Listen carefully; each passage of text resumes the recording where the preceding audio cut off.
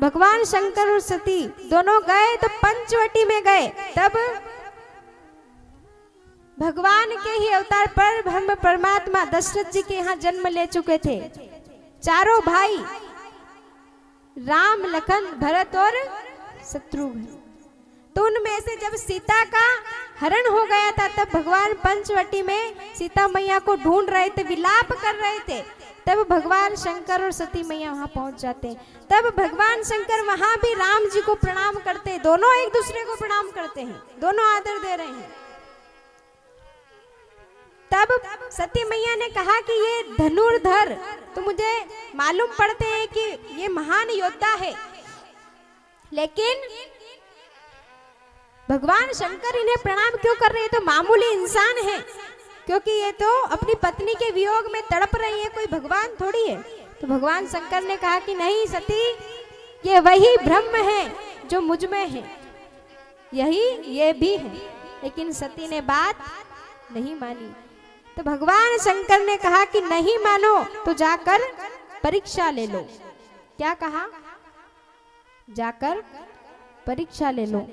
जैसे ही सती परीक्षा लेने गई तो सती ने माँ सीता का रूप बना लिया और परीक्षा लेने गई तो भगवान राम जी ने देखा तो देखते ही प्रणाम कर लिया कि अरे माँ आप अकेली क्यों घूम रही हैं? शंकर जी कहाँ हैं? तुरंत पहचान लिया कि ये माता सती है।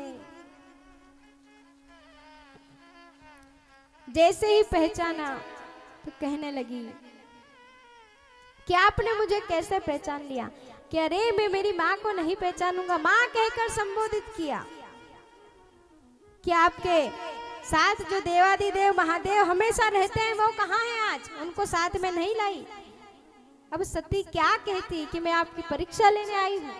सती संकोच में पड़ गई कि भगवान शंकर ने कहा था कि ये ब्रह्म है, ये वही है जो मुझ में है, ब्रह्मा में है, विष्णु में है, वही राम में है। लेकिन मैंने उनकी बात नहीं मानी। भगवान राम ने कहा कि मैं सीता को ढूंढ रहा हूं, लेकिन आपके दर्शन हो गए, मतलब अब सब कुछ अच्छा ही अच्छा होगा।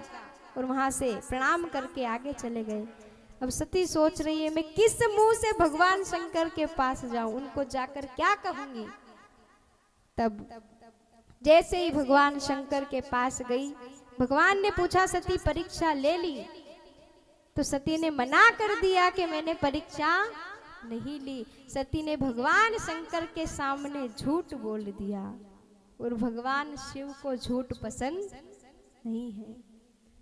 जैसे ही झूठ बोला, लेकिन वो तो देवादिदेव महादेव है, नेत्र बंद करे और सब कुछ जान लिया कि सती ने मेरी माँ समान सीता मैया का रूप धरा और राम जी के सामने गई। अब मैं इसके साथ गृहस्थ आश्रम में नहीं रह सकता जिसने मेरी माँ का चोला पहना हो। मैं इसके साथ अब गृहस्थ आश्रम में